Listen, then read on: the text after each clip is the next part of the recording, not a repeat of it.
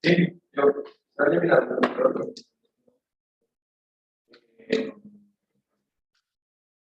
En este momento, pero uno aparecía decidido para decidir. Si alguien está corto. Pero la regla no cambia. No puedo decir que está considerado. Mira la regla.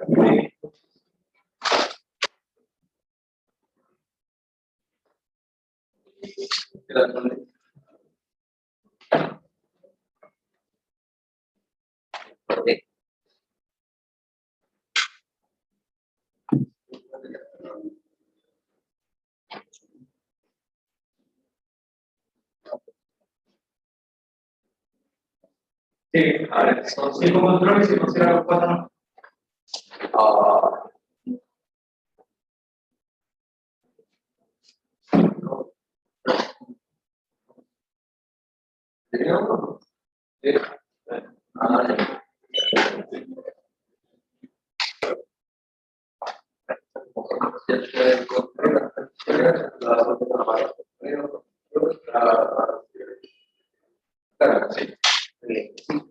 Se borra un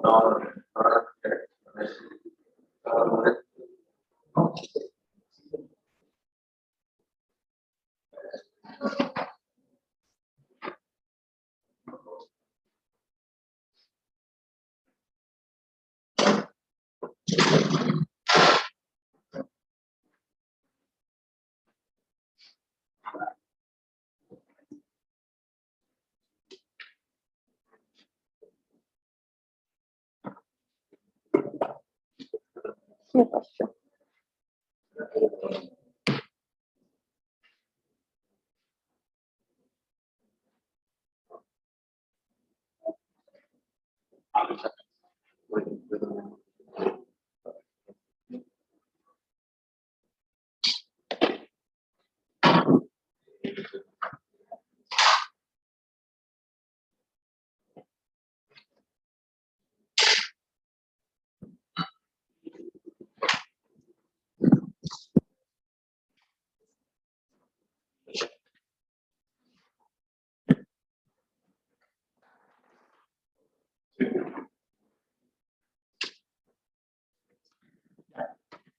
Buenas tardes.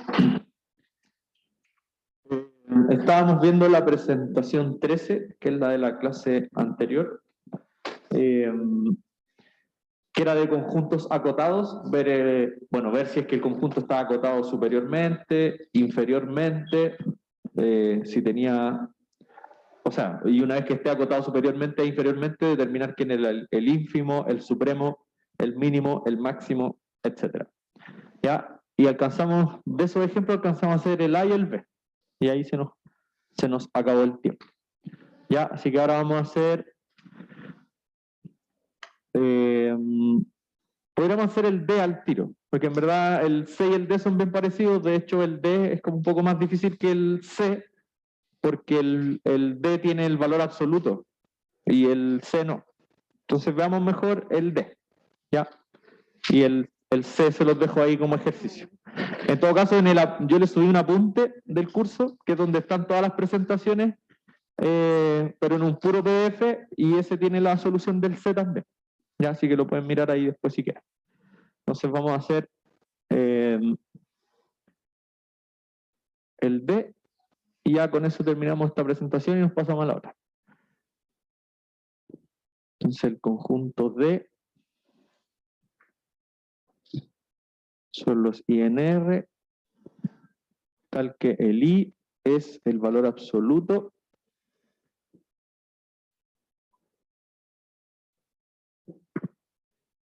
ya, donde los X están entre 2 y 5.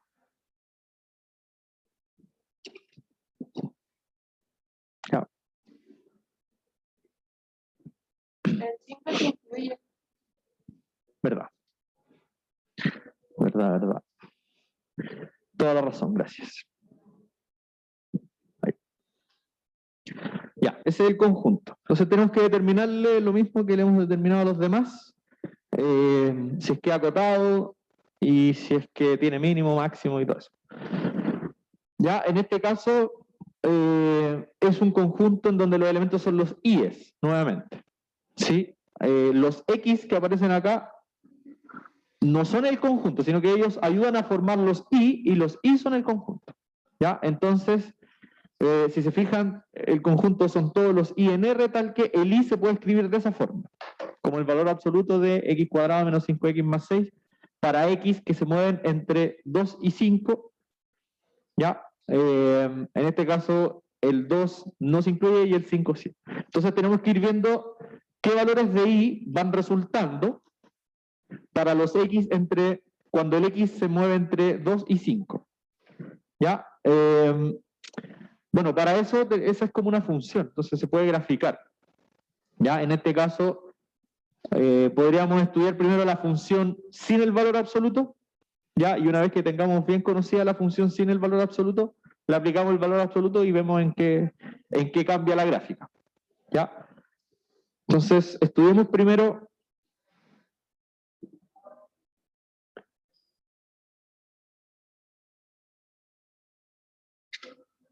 sin el valor absoluto, es decir, esto. ¿Ya? Veamos bien cómo es esa y después le aplicamos el valor absoluto y vemos cómo cambia. Sí, es una buena forma de hacer un problema cuando tienen valor absoluto, como analizarlo primero sin el valor absoluto y después ver en qué afecta ese valor absoluto. ¿Ya? Y bueno, con los x también entre 5 y 6, o sea, entre 2 y 5. ¿Ya? Porque hasta el momento nosotros ya vimos cuadrática, así que sabemos que la cuadrática tiene un vértice, tiene un cierto gráfico, y como el x está entre 2 y 5, entonces vamos a estar considerando cierta parte de la cuadrática, pero no completa. ¿Sí? Entonces, grafiquemos esta parábola. De hecho, esto se puede factorizar, ¿o no? Claro, es x, para que me dé 6, se podría factorizar con un 3 y un 2, y para que me dé menos 5, ambos tendrían que ser 0. Ya, eso al tiro me da una información. Me dice que esta parábola pasa por el 0 en 2 puntos, en el 2 y en el 3. ¿Sí? Entonces, aquí hay un x1 que es 2, y de aquí sale un x2 que es 3. ¿Ya? Pero bueno, no basta con eso para poder graficarla, necesitamos más información. Bueno, también sabemos, por ejemplo, que la parábola abre hacia arriba, ¿cierto? Porque es una cuadrática y lo que acompaña al x cuadrado es un 1, que es positivo. ¿Ya? Así que vamos sabiendo hartas cosas. Sabemos primero que la parábola abre hacia arriba, porque lo que acompaña al x cuadrado es un 1. Sabemos que la parábola pasa por el 0 en el 2 y en el 3, y también podríamos sacar el vértice. Ya con eso más o menos nos podríamos hacer una idea de cómo es el gráfico. ¿Sí? Además, saquemos la coordenada x del vértice. La coordenada x del vértice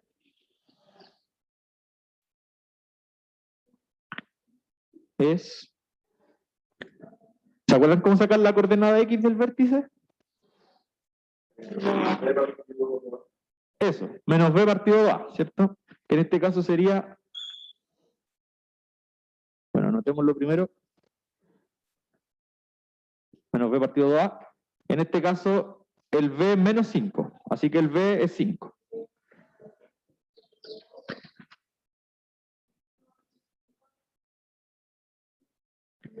¿Cierto? Y 2a, bueno, el a es 2, así que 2a es eso.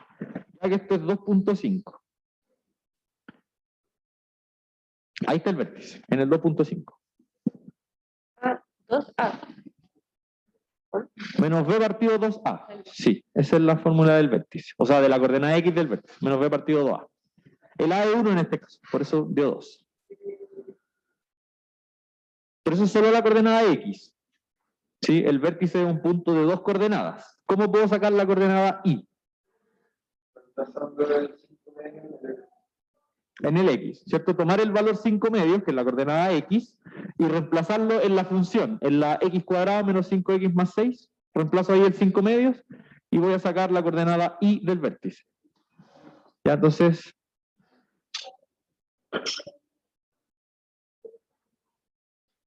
para encontrar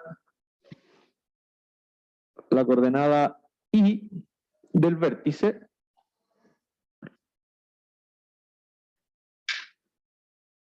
reemplazamos el X igual a 5 medios.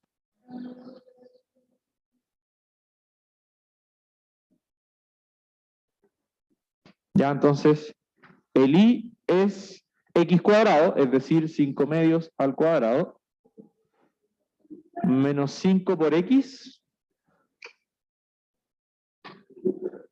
más 6. ¿Ya? Y eso hay que calcularlo, ¿no?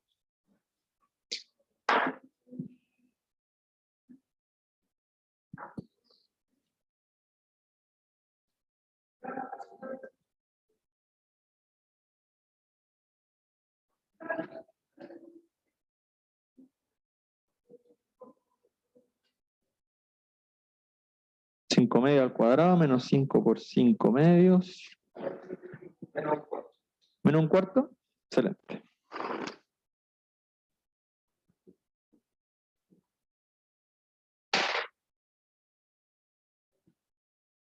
Ya.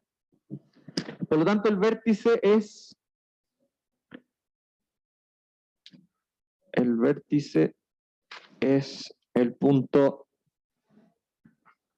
Voy a poner con punto los decimales para no confundir con la coma de las coordenadas. Sería, coordenada X es 2.5, coordenada Y menos 0.25.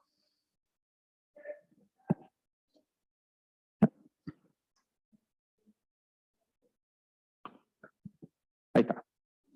Tenemos entonces las dos coordenadas del vértice.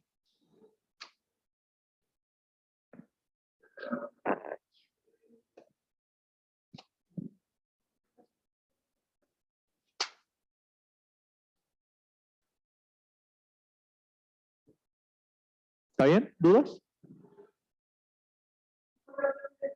Ya. Ya, pues tenemos harta información, así que tomemos toda la información y tirémosla, apliquémosla en un gráfico para hacernos la idea de cómo es esta función. Tenemos, ya, el dominio es del 2 al 5. Entonces nos vamos a hacer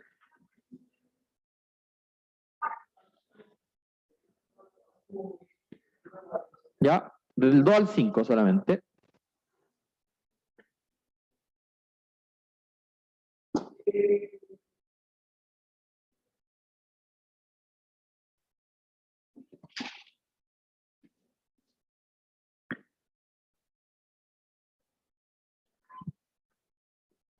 ¿Qué más?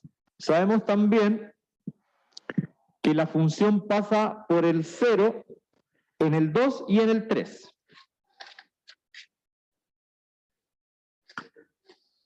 ¿Sí? O sea que el I vale 0 cuando el X es 2 y cuando el X es 3.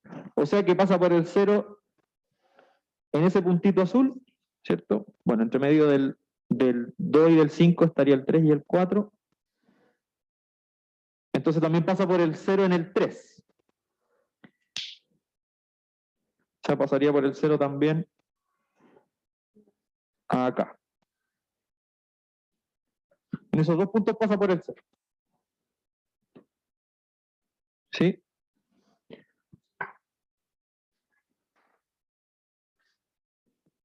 Sabemos también que es una parábola que abre hacia arriba. ¿Sí? Y lo otro es, probablemente lo más importante, es que el vértice está entre 2 y 3. Entonces, si este es el 3, vamos por acá el 3, el vértice está justo al medio, en el 2.5. ¿Ya? Exageremos un poco las proporciones para que se entienda un poco mejor. Ese sería el menos 0.25.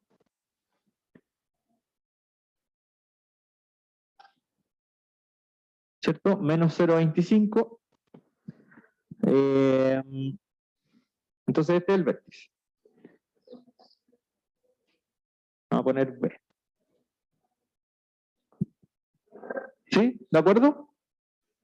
El vértice es el 2,5, menos 0,25. Entonces de ahí nace la parábola. Por lo tanto no le queda mucha opción de cómo sería el gráfico. Porque ya sabemos que en el 2 y en el 3 pasa por el 0, sabemos que el vértice es el 2,5, menos 0,25, y sabemos que la parábola crece hacia arriba porque es una x cuadrado acompañada por un número positivo.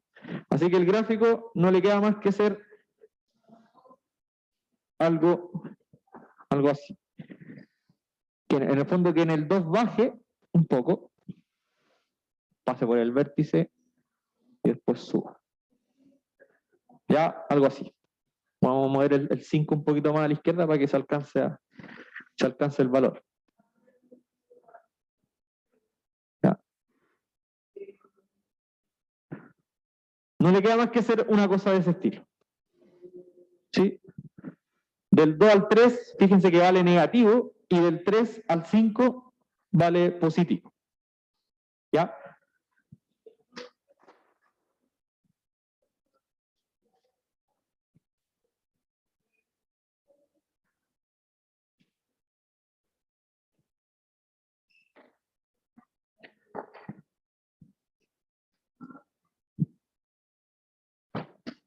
Ya, entonces, acuérdense que el conjunto son los valores de I. Entonces sería una buena pregunta mirar esto y darse cuenta entre qué valores se mueve el I. ¿Ya? Porque todos estos puntitos que ustedes ven en el gráfico, todos esos puntos tienen una coordenada X y una coordenada Y. Lo que sabemos es que las X están entre 2 y 5, entonces yo quiero saber entre cuánto y cuánto están las Y's, porque ese es el conjunto, ese es el conjunto D. ¿Ya? Bueno, es con el valor absoluto, pero primero veamos sin el valor absoluto y después al final le agregamos el valor absoluto. Entonces, fíjense que a medida que el X se mueve entre 2 y 5, los Y's hacia abajo llegan a lo menos hasta menos 0,25. O sea, más abajo que el menos 0,25 no pasan, ¿cierto? Porque ahí está el vértice, de hecho, y la parábola después solo crece. Entonces, lo voy a decir acá mejor, más abajo del 0,25 no va a pasar, del menos 0,25. ¿Ya? Y hacia arriba va a llegar hasta la altura que llega el 5. Entonces necesitamos saber a cuánto llega el 5 para saber cuál es la altura máxima. ¿Ya? Entonces, los valores de I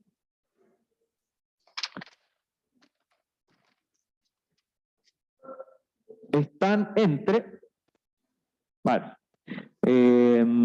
No, primero saquemos la imagen del 5 y después voy a decir eso. Entonces, note que si X es 5, ya para saber la altura máxima, el I es 5 al cuadrado, menos 5 por 5, más 6. Claro, se van los dos al medio.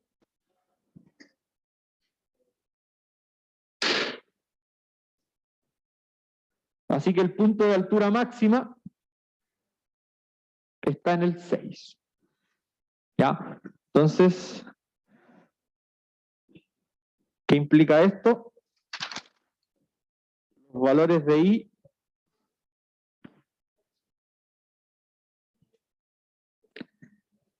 están entre digamos, menos 0,25 menor o igual que I. Aquí hay que hacerse otra pregunta. Si es que es menor o menor o igual. Pongamos menor estricto por ahora. 6. 6. Y el valor igual. Exacto. Como el X sí se incluía, como las posibilidades, o sea, como el X igual 5 sí se incluía, entonces el I sí alcanza a llegar al 6, ¿cierto? Porque cuando el X vale 5, el I vale 6. Así que sí se incluye. Ahora, para el lado izquierdo, el 2 no se incluía, pero el 2.5 es donde se alcanza la altura mínima, acá. ¿Sí? El 2 no se incluía, pero ahí no es donde se alcanza la altura mínima. La altura mínima se alcanzaba en el 2.5. Entonces el menos 0.25 sí se incluye. Sí, porque el menos 0.25 me da cuando el x vale 2,5 o 2.5. ¿Ya? Así que este también se incluye.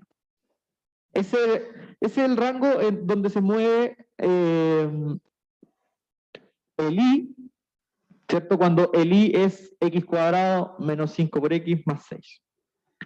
Ya, pero ese no es mi conjunto D, por eso todavía no me he metido a dar la respuesta, porque el conjunto D era el valor absoluto de esos i's. ¿Sí?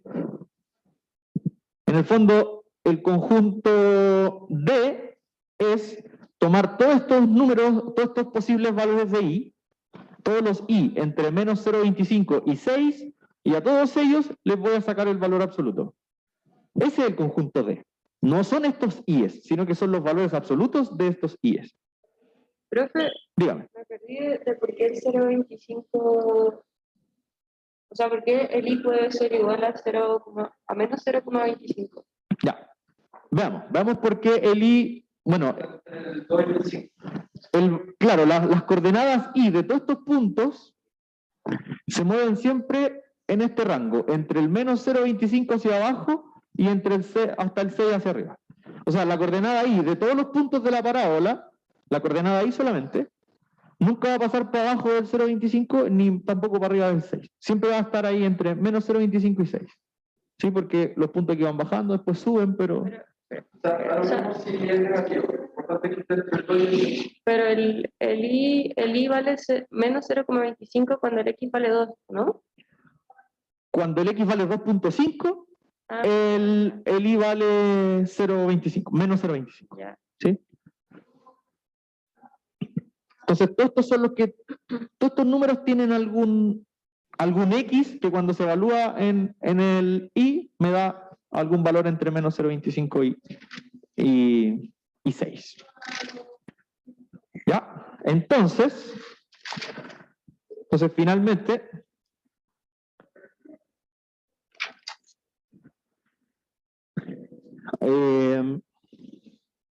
¿cómo lo digo? Que ahora le queremos agregar el valor absoluto. Como D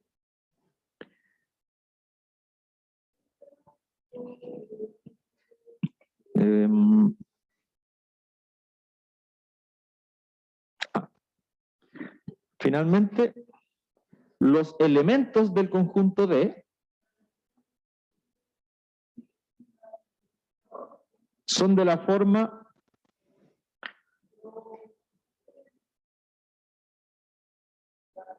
I igual a valor absoluto de x cuadrado menos 5x más 6.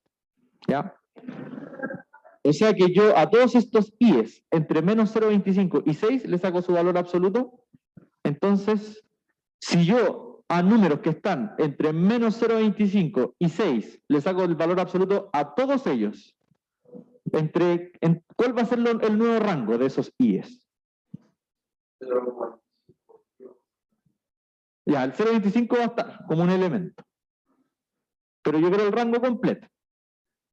Si es que tengo valores de i que van entre menos 0.25 y 6, ¿ya? Y yo a todos, a cada uno de ellos le voy a sacar el valor absoluto. El nuevo conjunto que se me forma, ¿qué elementos tiene? Del 0,25 positivo al 6 positivo. 0.25 al 6 van a estar efectivamente todos dentro del conjunto. Pero no estoy dejando a gente afuera, porque, por ejemplo, el 0 sí estaba entre los posibles valores de i, acá, ¿cierto? Porque el 0 sí es un número que está entre menos 0.25 y 6.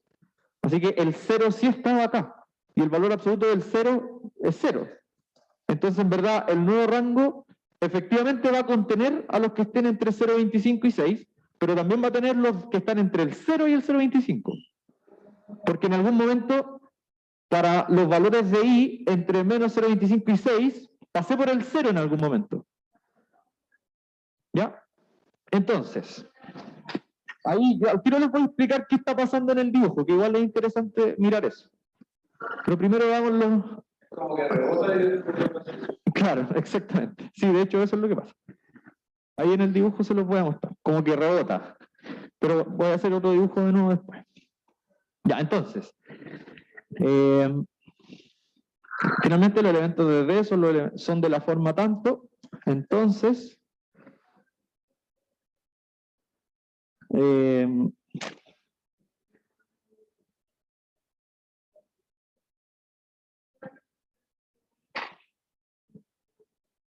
Bueno, entonces D, el conjunto D, son los elementos entre 0 y 6. Incluyendo ambos. ¿Ya? Veamos por qué. En el dibujito quizás les quede más claro. Vamos a hacer un poco más grande ahora el mono. Vamos a hacer ahí el 6. Aquí el 5. El 2. El 3.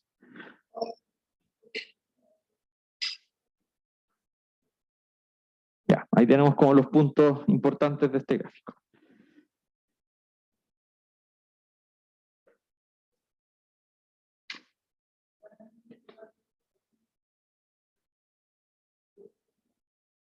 Ahí. Ya. La curva que nosotros graficamos fue la... bueno, sin el valor absoluto, era esta. La voy a graficar con negro. Entonces aquí bajaba y después subía. ¿Sí? Y juntaba al 5 con el 6.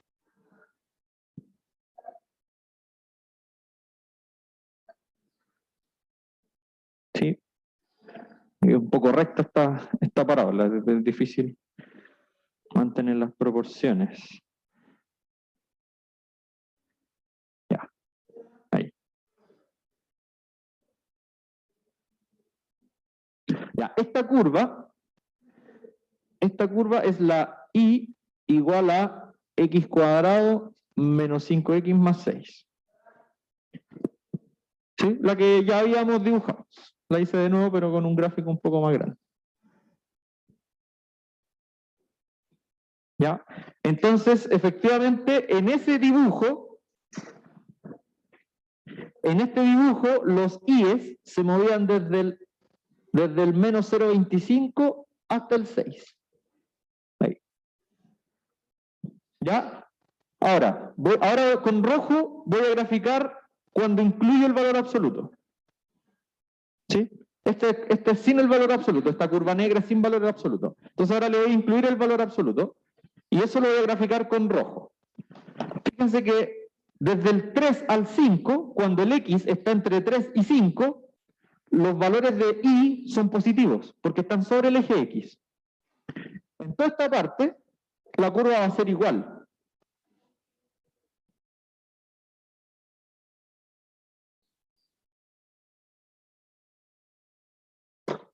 ¿Ya? También va a llegar al mismo punto. Esta es la misma, pero con valor absoluto. O sea, la y igual a valor absoluto de x cuadrado menos 5x más 6.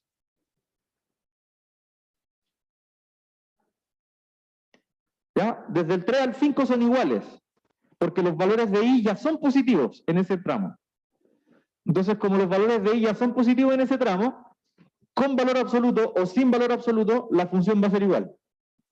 ¿Ya? Ahora, entre el 2 y el 3, o sea, cuando el x se mueve entre 2 y 3, estos resultados de y negativos van a ser ellos mismos, pero en versión positiva. Entonces, por ejemplo, el vértice no se va a ver en este punto, sino que se va a reflejar y va a pasar para arriba del gráfico. Entonces la curva va a ser como una cosa así. Suponiendo que esta era exactamente la reflexión para abajo. ¿Ya? Esa es la curva, finalmente. Y aquí va a seguir estando abierto. Entonces, estaba bien esa intuición de que es como un rebote. ¿Se fijan? Porque el punto, el que antes estaba en menos 0,25, acá, el punto que estaba en menos 0,25, ese, cuando yo le saque el valor absoluto a ese i, me va a dar 0,25 positivo, rebota para arriba. El que estaba en el 0 va a seguir siendo 0. Entonces el 2 y el 3 siguen valiendo 0. Pero por ejemplo algún punto intermedio entre el 2,5 y el 3, por ejemplo aquí hay un 2,7, ese punto si es que me da algún valor negativo, ahora me va a dar ese mismo valor pero positivo. Como que se refleja para arriba del eje y. No sé, pues si este punto de acá tenía coordenada y negativa, ahora va a tener esa misma coordenada y, pero en versión positiva. ¿Y por qué el 6 no tiene valor absoluto? ¿Cómo, perdón? ¿Por qué el 6 no va a ser lo mismo? Porque el 6 cuando lo evalúe, o sea, mejor dicho, cuando el 5 lo evalúe en la función, me da 6. Ya, el 6 es positivo, entonces si yo le saco el valor absoluto al 6, me da el mismo 6. En el fondo, los que dan positivos se quedan donde mismo, los que dan negativos se pasan a positivos. ¿Sí? Gracias. Súper. ¿Ya? Y si se fijan, en la función roja, los valores de i van entre 0 y 6.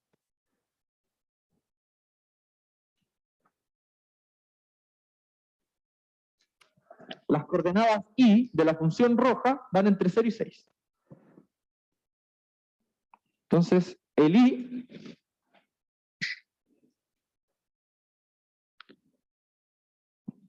llega hasta 6 arriba y hasta 0 abajo. Alcanzando ambos valores, de hecho. ¿Ya? De hecho, uno podría irse un poquito más en la profunda con esto y tratar de generalizarlo como para cualquier función que yo le agrego valor absoluto. Ya, pero bueno, a nosotros nos pedían el conjunto y bueno, el mínimo, el máximo y todo eso. Las funciones que tienen un determinante menor, o sea, mayor o igual a 0,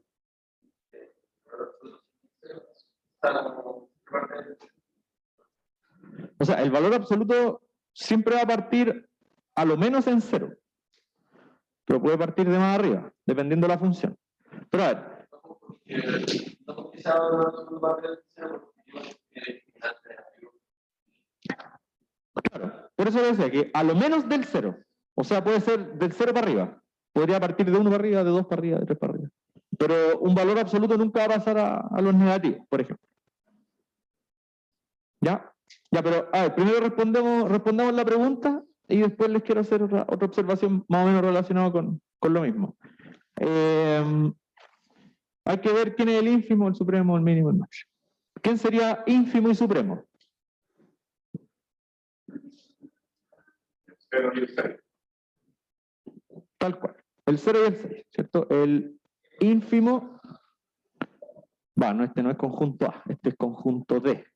Así que el ínfimo del conjunto D, este es el conjunto D, el 0, 6, incluido ambos. Entonces, el ínfimo es 0, el supremo de D es 6, ¿tiene mínimo? Sería el mismo 0. Sí, acuérdense que el único que puede ser mínimo es el ínfimo. Y lo que tenía que cumplir para ser mínimo era pertenecer al conjunto. Y en este caso, como el 0 sí pertenece al conjunto, entonces también es mínimo. ¿Sí? Máximo, bueno, pasa lo mismo. El mínimo es 0 y el máximo es 6.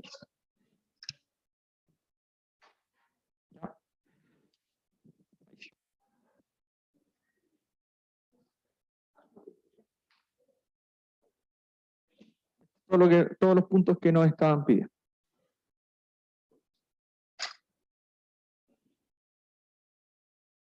Ya, así que como ejercicio les queda que hagan la pregunta C. Es muy parecida a esta, solo que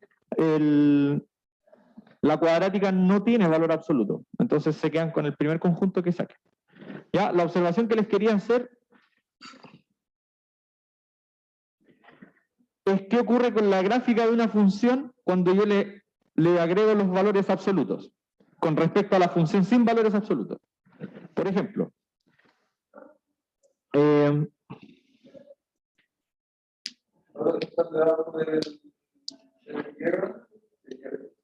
claro, digamos, toda la parte del gráfico que esté debajo del eje X se refleja pero para arriba.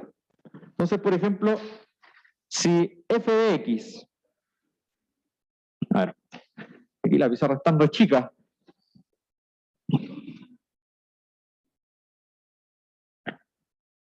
Ya, supongamos que su función f de x igual f de x. No sé, hagámosle hartas cosas para que se entienda bien. Supongamos que la función es así. ¿Ya? Esa es su f de x. Mejor lo vamos. Ya, entonces, el valor absoluto de esta función, hagámoslo con rojo,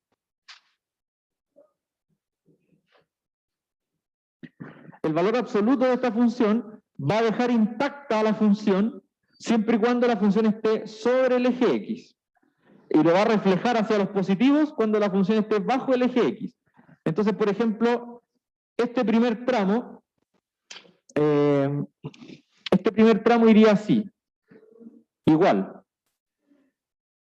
Esa parte quedaría igual, porque ya es positiva, entonces cuando le saco el valor absoluto va a quedar igual. La parte de aquí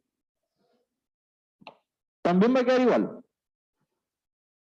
Esa parte del medio también va a quedar igual, y esa línea final también va a quedar igual.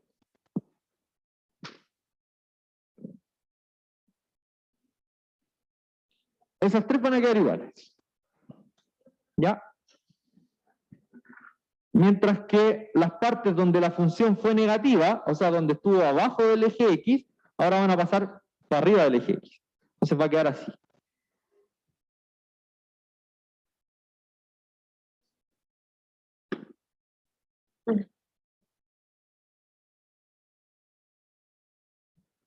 Algo así. Sí, no sé si se entiende, que igual es un poco difícil dibujar ahí tan chiquitito. A ver, voy a tratar de replicar el mismo dibujo. Bueno, aquí al lado dejé espacio. Entonces esta va a ser así como cerrito, después dos cerritos chicos, uno un poquito más grande, y sube. Pero en el fondo, cada vez que la función pasaba para abajo, ahora eso va a rebotar hacia arriba, para los positivos. ¿Ya? Vamos a borrar aquí. Será para tener la idea de cómo dibujarla después.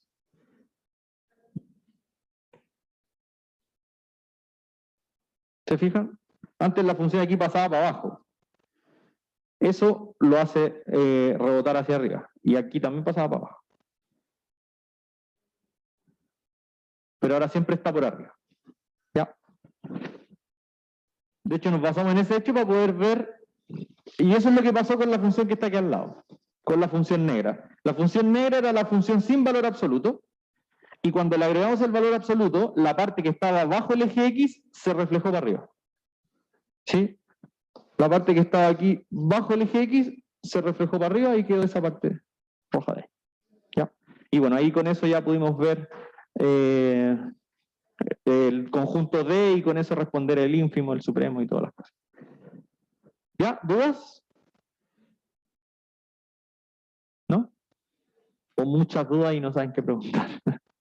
Siempre una posibilidad. Ya. Entonces volvamos a la presentación, si no hay preguntas. Eso. Ya, bueno, esta presentación terminaba ahí, así que cerramos la nueva. Y esto es lo que viene ahora.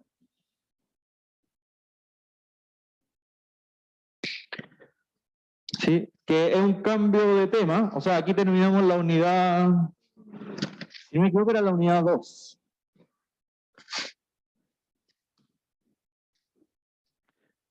La unidad 1 era como de lógica, conjunto, todas esas proposiciones. Y la unidad 2 era como de demostraciones, inducción, sumatoria, conjuntos. ¿Ya? Esta es la unidad 3, si no me equivoco. ¿Sí? De hecho, haciendo la comparación con cursos anteriores, cerramos la parte de álgebra. Esto ya de funciones está relacionado con lo que anteriormente era cálculo 1. Ya por si acaso, si después buscan ejercicios y qué sé yo, desde este momento en adelante nos pasamos a cálculo 1. Ya que está relacionado con, como dice ahí, funciones. Vamos a empezar a ver funciones. Muchos conceptos probablemente ya los han visto alguna vez, dominio, recorrido de funciones. Ya, pero nuestra idea es después llegar siempre a aplicarlos a modelos en negocios. Ya vamos a partir con modelos simples, que son los modelos lineales. Y bueno, después vamos a ir viendo a poquito modelos más sofisticados. Los modelos lineales son como los más básicos, en algún sentido. Ya, así que nueva unidad, contenidos nuevos, así que si están medios perdidos por ahí, en este momento vamos a empezar de nuevo de cero. Así que se pueden volver a conectar con el curso. ¿Ya? Así que vamos a partir viendo modelos. Los objetivos de esto es aprender a plantear modelos matemáticos, en principio solo modelos lineales. Ya existen modelos lineales, modelos cuadráticos, modelos cúbicos, modelos logarítmicos, modelos exponenciales. ¿Ya? Para todas las funciones hay un tipo de modelo. Nosotros vamos a partir con las más básicas, que son con funciones lineales. ¿Ya? Así que antes de empezar con los modelos lineales necesitamos saber un poco de modelación. Que, bueno, como dice ahí, el proceso de modelación matemática puede representarse gráficamente de la siguiente manera, como para saber qué cosa es modelar. ¿Ya? De esa manera podemos representar los modelos. ¿Qué significa esto? Nosotros partimos en la situación real, esa cosa celeste que está ahí abajo. Porque uno parte de una situación, de un problema en la realidad. ¿Ya? De hecho, si se fijan ahí hay una separación entre el mundo real y el mundo simbólico. Uno siempre parte con un problema en el mundo real. ¿Ya? Entonces, uno con este problema en el mundo real lo que hace es llevarlo al mundo simbólico, ¿cierto? Que es con un proceso llamado abstracción, y uno establece un modelo. En el fondo, ese modelo es el que contiene ecuaciones, variables, restricciones, ¿sí? Que en el fondo es tomar la situación real y llevarlo a la matemática. ¿Sí? El modelo es matemático finalmente que en el mundo simbólico. Uno le pone X al número de no sé qué cosa, le pone Y al número de no sé qué cosa, entonces empiezan a cumplir ecuaciones entre esas incógnitas y ahí uno establece el modelo. Entonces uno toma la situación real y lo lleva al lenguaje simbólico a través de definir variables, establecer ecuaciones, etc. ¿Ya? Una vez que uno ya tiene su modelo, que son como las ecuaciones que se cumplen entre las variables, uno tiene que resolver el modelo matemáticamente. En el fondo, en el mundo matemático uno resuelve la ecuación o lo que tenga y va a obtener primero resultados matemáticos. O sea, va a obtener, no sé, por decir algo, un valor para X, un valor para Y, y eso es mediante saber teoría matemática para resolver el modelo. Y esos resultados que uno obtiene, primero uno obtiene resultados matemáticos. Y es uno el que tiene que tomar esos resultados matemáticos y a través de la interpretación tomar esos resultados matemáticos y llevarlos de nuevo de vuelta al mundo real. O sea, ya, yo obtuve que el X valía tanto y que el Y estaba entre 0 y 6, por inventar algo. Entonces tengo que interpretar y saber qué significa ese resultado para el Y, que el Y me haya dado entre 0 y 6. ¿Qué tiene que ver con el mundo real, con el problema que yo estaba tratando de resolver al comienzo? ¿Ya? Y bueno, una vez que uno ya toma los resultados y lo interpreta, uno puede tomar decisiones respecto al problema que queríamos resolver al principio. ¿Ya? Y bueno, aquí hay una última conexión que es con los resultados ya interpretados. Uno siempre tiene que tener una cierta intuición desde el comienzo del proceso, uno tiene que tener una intuición de más o menos lo que debiese dar. ¿A qué se refiere eso? Que, por ejemplo, si yo le llamé X al número no sé, a los metros cuadrados de una pieza, y después el X me da negativo, por ejemplo. O sea que la pieza tiene que tener un área negativa. Ahí hay un problema claramente en alguna parte del modelo. Entonces a eso se refiere la intuición, como tomar los resultados y que esos resultados tengan lógica con lo que uno más o menos esperaba que debiese pasar. O sea, si yo estoy calculando la cantidad de pelotas de fútbol que tengo que vender, que tenga que vender menos 10 pelotas, obviamente ahí hay un problema en alguna parte. Entonces siempre hay que tener una intuición, ¿ya? De lo que debiese darnos, ¿sí? Entonces, uno siempre que tiene los resultados ya interpretados, tiene que hacer una conexión con el mundo real, con la lógica y ver si es que los resultados que tenemos tienen sentido para el contexto, ¿ya? Así que ese es como el proceso. Situación real. Con la situación real uno establece ecuaciones, variables, etcétera, resuelve las ecuaciones, lo que tenga que hacer matemáticamente, y después los resultados matemáticos los vuelve a interpretar para traerlos al mundo real, y en base a eso uno toma las decisiones respectivas. ¿Ya? Nosotros nos vamos a encargar, bueno, igual vamos a hacer todos los procesos en algún punto, ¿ya? Pero yo creo que lo más difícil es la abstracción en general. O sea, tomar la situación real y a partir de la situación real plantear ecuaciones, plantear variables, plantear restricciones. Eso generalmente es lo que más complica. Porque después resolver la parte matemática generalmente no es tan difícil si es que uno estableció bien las ecuaciones y después interpretar, si es que uno tenía todo claro, generalmente la interpretación tampoco es muy complicada, ¿sí? Pero la abstracción yo creo que es un problema mundial. Generalmente la gente no es muy buena para abstraerse y plantear este tipo de cosas, ¿ya? Así que vamos avanzando. Bueno, este proceso tiene no sé si un problema, pero tiene la dificultad de que no hay una receta. No es así como primero haga esto, segundo haga esto, tercero haga esto y su problema va a estar resuelto. Sino que todos los modelos se pueden resolver de manera diferente. No hay una única forma de resolver un modelo o de plantear un modelo. Pero sí hay ciertas sugerencias, como para ordenar la idea, para ordenar la mente un poco, hay ciertas sugerencias que vamos a ver, que son las que vamos a ver ahora. Hay que considerar, como dice ahí, los siguientes aspectos básicos. Hay que tener claro el objetivo, o sea, qué es lo que yo ando buscando. Si le llamé X a esto, Y a esto otro, tengo que saber qué quiero de esas letras. Quiero saber cuánto valen, quiero saber el rango en que están, etc. Entonces hay que tener claro el objetivo, qué es lo que ando buscando dentro de todas mis variables matemáticas que definí. ¿Ya? Segundo, ¿cuáles son variables de salida? O sea, de entrada y de salida. Las variables de entrada es como la información que yo le doy al modelo. Si yo quiero saber cuánto tengo que producir de ciertas poleras, una información de entrada es cuánto me sale producir una polera. Es como la información que yo le entrego al modelo para que después, a través de las variables de salida, me entregue los resultados. ¿Ya?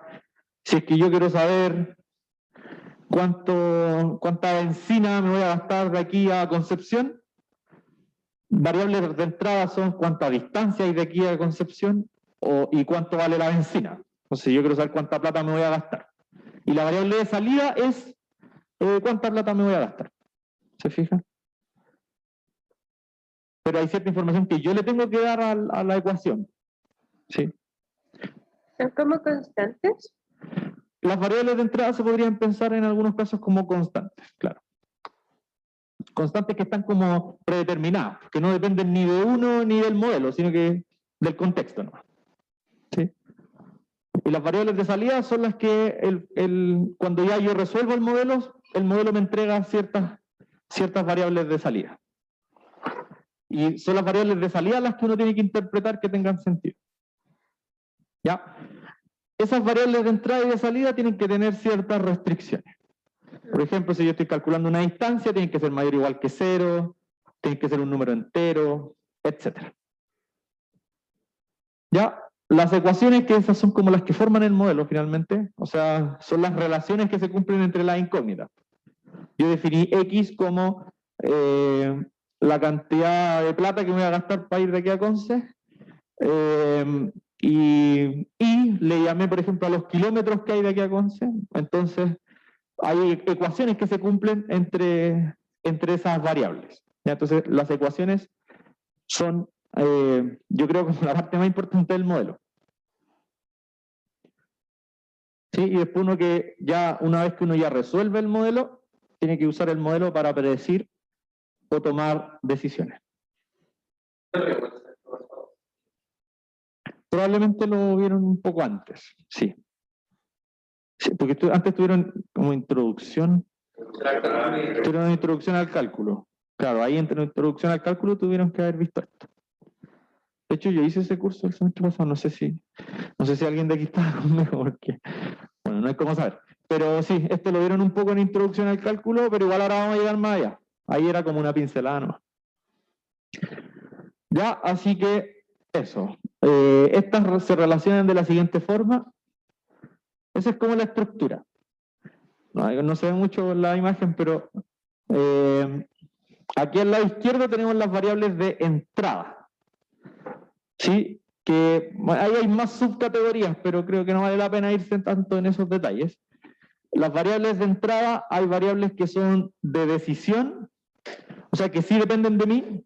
Por ejemplo, si quiero ir a Conce, la hora a la cual voy a partir, o el mes, el día del año en cual voy a ir, sería como una variable de decisión, que es una variable que yo le voy a dar al modelo, pero que igual depende de mí. Dígame. El lugar también donde se calcula el modelo es distinto. Yo puedo calcular el modelo de Santiago, por ejemplo, de Santiago, pero si parto de Iquique, el modelo cambia. Claro, claro. Las variables de decisión son todas esas cosas que yo puedo variar, pues si es que tengo la opción. ¿Sí?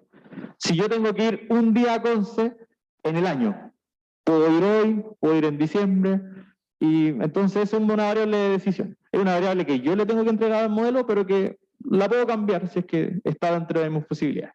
¿Ya? Lo mismo si ustedes quieren producir poleras, pues si es que voy a mandar a ponerle el estampado en un lugar o en otro. ¿Sí? El costo de las poleras va a variar dependiendo de eso, pero igual es una variable que yo le tengo que entregar al modelo. El modelo no me va a decir eso de vuelta, sino que yo se lo tengo que entregar. Y existen también las variables de entrada que no son controlables, que era lo que habíamos hablado antes. La distancia de Santiago a Conce es una variable que no depende de nadie, sino que es fija. Entonces no es una variable de decisión. Sí, dentro de las variables de entrada están las de decisión y las que no son de decisión. Sí, las de abajo son que nunca van a cambiar. A veces se les llama parámetros o incontrolables. Sí, pero no quiero. Una pregunta que quizás me dio rebuscada. Digan. Pero, por ejemplo, uno puede decir que día viaja a Conce, Claro. pero a esa fecha hay asociado un taco que, no sé, por ejemplo, Navidad. Eso significa que va a haber taco, y eso no es controlable. Claro. Entonces, esa variable tiene dos partes, se compone por dos partes. Por una controlable y otra que es como una constante. Claro. O sea, sí. Lo que aquí plantea la compañera es que con el ejemplo que di yo, si es que uno va a ir en diciembre, dentro de la variable que es controlable, que es la fecha, claro, siempre existen como subvariables que uno podría definir, que sería, claro, considerar el taco o no considerar el taco, porque en el fondo eso igual va a influir en el modelo, pues el costo va a cambiar si es que hay taco o no hay taco. O sea, se desglosa y estas dos partes de la variable pasan a ser parte del modelo, o... Claro, si es que uno toma subvariables, entonces las variables más grandes ya las olvida y trabaja con las subvariables más. Claro. Entonces esas son las que hay que preguntarse si son controlables o no. ¿Ya? No creo que le pongamos tantos nombres de decisión o parámetros. Hay variables de entrada y salida. Dentro de las de entrada hay unas que son controlables y otras no. Mucho más simple. ¿Ya? Ahora, bueno, y también están las variables de salida, que aquí también le pones más nombre porque hay unas que se llaman medida de desempeño y las otras variables de consecuencia. Más simple que eso, dentro de las variables de salida, el modelo me va a entregar un montón de resultados. Toma, aquí están todos los resultados, que es matemático nomás. Dentro de esos resultados que voy a obtener de vuelta, hay unos que me sirven y unos que no. Hay unos que salen porque la matemática los soltó nomás, pero puede que no me sirvan. Entonces, los que sí me sirven, aquí le llaman variables de desempeño, y los que no me sirven se llaman variables de consecuencia. Como que salen nomás, pero no es que me vayan a servir para mi modelo.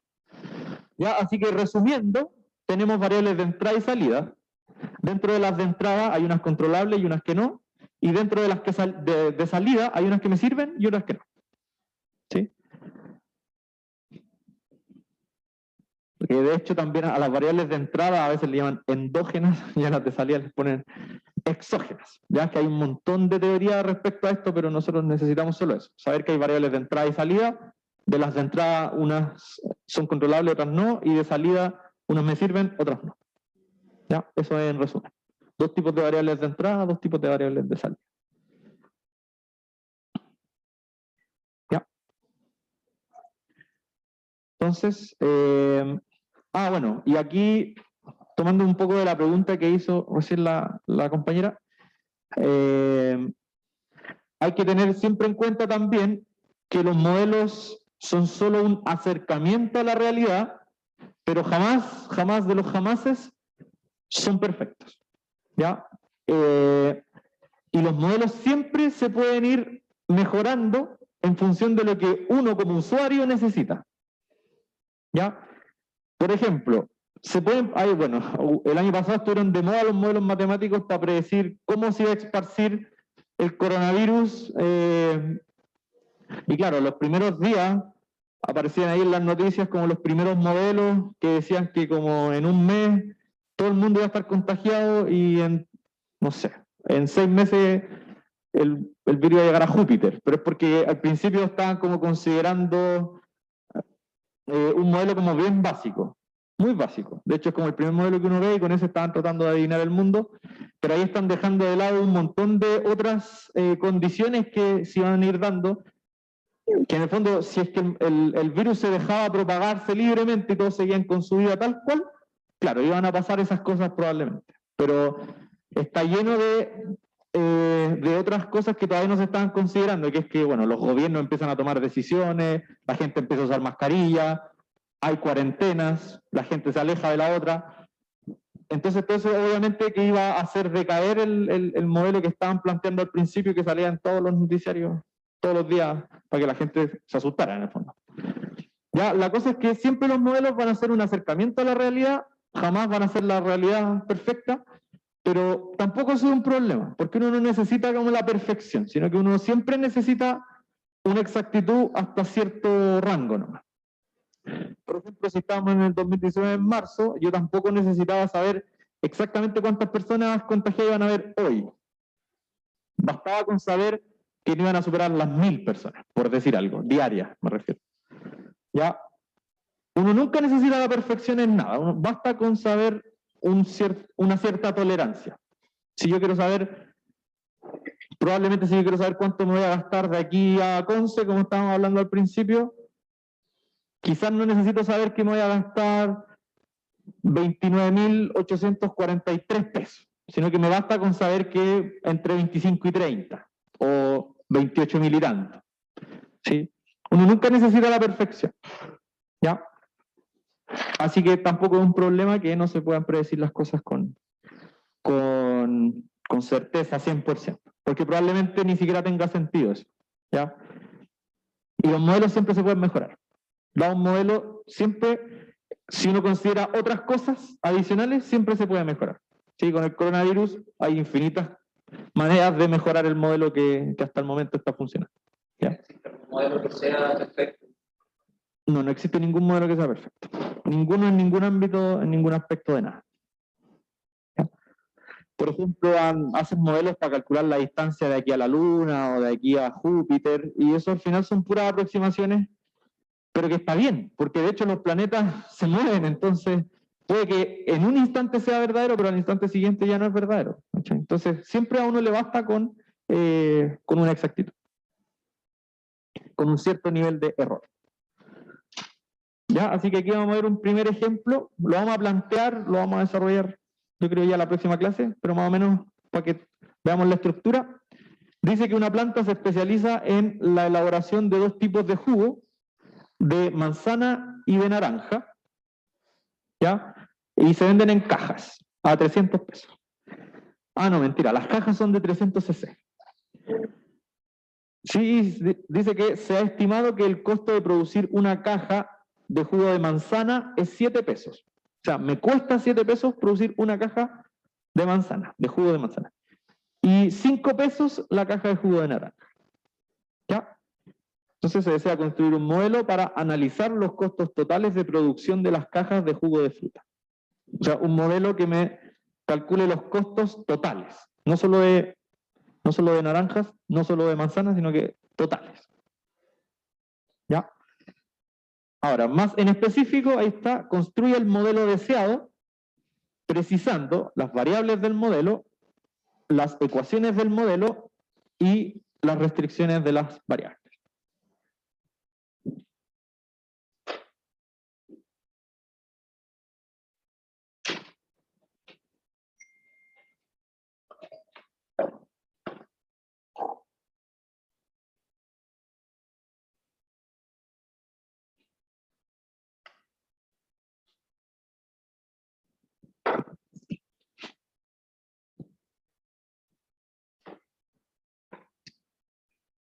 ¿Ya? Entonces, siguiendo más o menos, yo les dije que para esto no hay una receta, no hay un paso a paso. Vamos a seguir las sugerencias que teníamos al principio. ¿Ya? Por ejemplo, siempre es una buena forma de iniciar para plantear el modelo, definir las variables. Eso es lo primero. ¿Ya? Pasémonos a la pizarra, por favor. Entonces, este es el ejemplo de modelos. Ya, entonces primero vamos a definir las variables. Aquí teníamos dos cosas que están dando vuelta. Claro, cantidad de jugo de manzana y cantidad de jugos de naranja. Entonces llamémosle X a la cantidad de jugos de manzana y llamémosle Y a la cantidad de jugos de naranja. Dígame. Es que desde la casa no se ve la pizarra. Ah. Ahí sí, gracias por avisar. Ya, entonces, X, la cantidad de jugos de manzana y la cantidad de jugos de naranja. Ya, esas son las variables. Bueno, igual hay que mirar si es que tenemos alguna más. Están los precios. Ah, pero variable.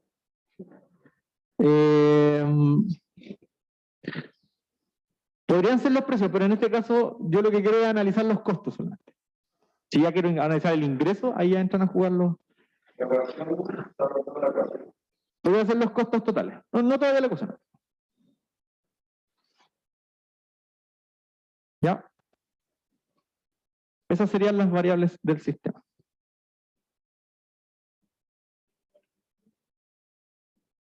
Entonces, X serían variables de entrada y este sería variable de... Al tiro.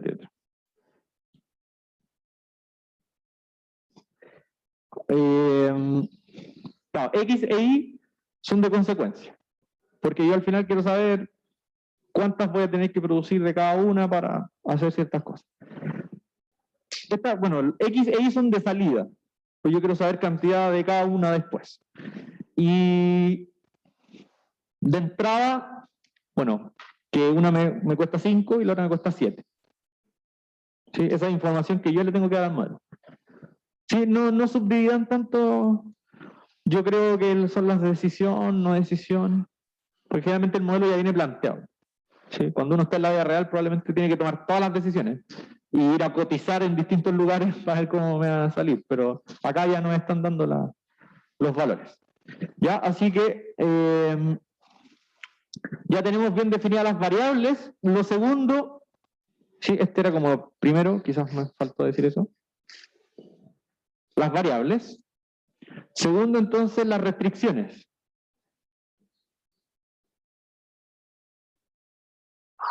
De las variables.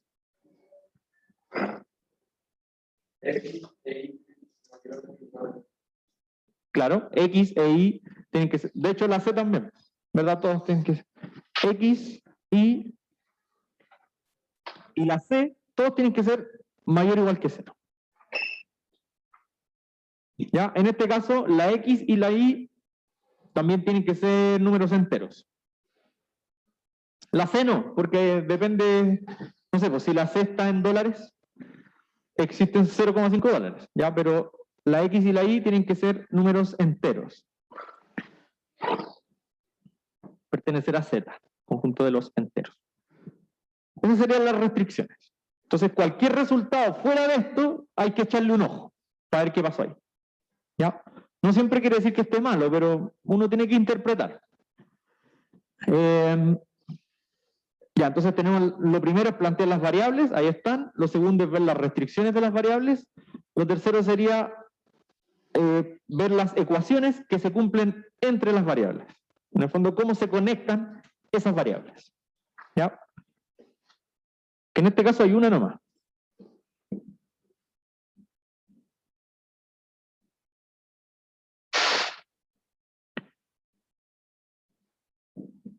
Va a plantear ecuaciones con las variables. ¿Qué ecuación se cumple entre estas variables? Tenemos X, que es la cantidad de jugos de manzana, Y es la cantidad de jugos de naranja, y C son los costos totales de producción. 7X más 5 igual. ¿Sí? Ya, esa es la ecuación. En este caso solo una. Que veámoslo de esta forma. ¿Los jugos de manzana son los que valían 7? Sí. Sí. Ya. Entonces, un jugo de manzana me cuesta 7. Entonces, si yo estoy produciendo X jugos de manzana, es 7 por X. El 7 por X son los costos en puros jugos de manzana. ¿Cierto? Más, un jugo de naranja me cuesta 5. Entonces, si estoy produciendo Y jugos de naranja, es 5Y. Por lo tanto, los costos, el 7X se le va a sumar el 5Y, ¿cierto? Que sería 7X son los jugos de manzana, 5Y son los jugos de naranja, y eso conforman en total C, que son los costos totales. ¿Ya? Este ejercicio tiene parte 2 y 3, que es ya empezar usando este modelo, porque aquí ya está listo el modelo. ¿Ya? Aquí ya hicimos el proceso de abstracción. Está listo el modelo. Pero con este modelo después hay que resolverlo, sacar decisiones, o sea, sacar resultados y tomar decisiones. ¿Ya? Pero eso ya lo vamos a hacer la próxima clase, ¿ya? Que está con los ejercicios siguientes. Así que eso. Nos vemos entonces el miércoles. Que estén muy bien. Adiós. Adiós.